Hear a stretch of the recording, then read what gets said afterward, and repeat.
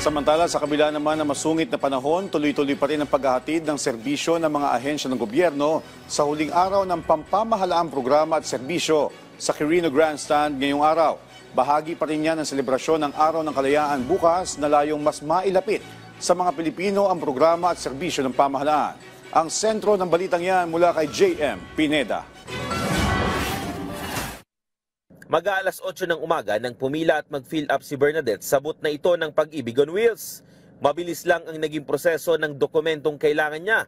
Kasi po kailangan mo pang kumuha ng number, tapos po maghihintay ka pa na tatawagin yung number, tapos i-verify ulit.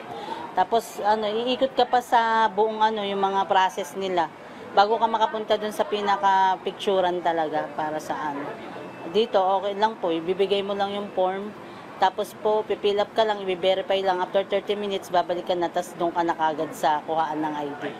Sa kabila ng hindi magandang panahon ngayong araw, tuloy-tuloy ang pag-arangkada ng pamahalaang programa at serbisyo caravan sa Quirino Grandstand. Sinulit nga yan ng ilan sa ating mga kababayan, lalo na ang lingkod Pag-ibig on Wheels. Iba't ibang serbisyo ang alok nito para sa mga miyembro o gusto magpamiyembro sa Pag-ibig Fund. Pwede rin umanong magbukas ng MP2 savings account. Pwede rin daw magpasa ng mga application ng mga loans at i-claim ang inyong regular Pag-ibig savings. Less hassle umano para sa mga miyembro ng Pag-ibig ang ganitong mobile branch dahil iwas sa pila at mismong serbisyo na ang ilalapit. Yung aming objective dyan ay mapalapit yung ating service sa ating mga kababayan, sa ating mga miyembro. Para sa oras nila hindi na sila kung balak pa nilang pumunta sa aming tanggapan ay mas mapadali na sapagkat kami na mismo yung lumalapit.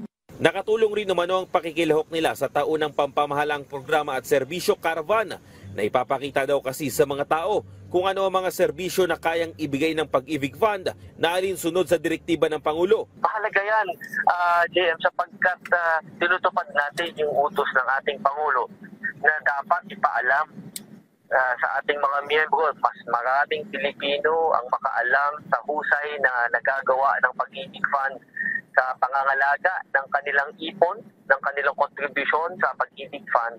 At lalo higit pa, yung mga benepisyong kanilang matatanggap mula sa kanilang pagiging miyembro ng Pag-ibig. Sa ngayon, 14 na mga mobile units ang Pag-ibig on Wheels at ang isa dito ay nakadeploy sa Quirino Grandstand para sa pakikiisa sa pagdiriwang ng Araw ng Kalayaan.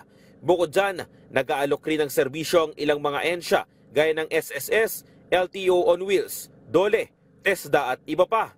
Bukas ang mga serbisyo ng pamahalaan sa Quirino Grandstand hanggang alas 5 ng hapon ngayong araw. JM Pineda para sa Pambansang TV sa Bagong Pilipinas.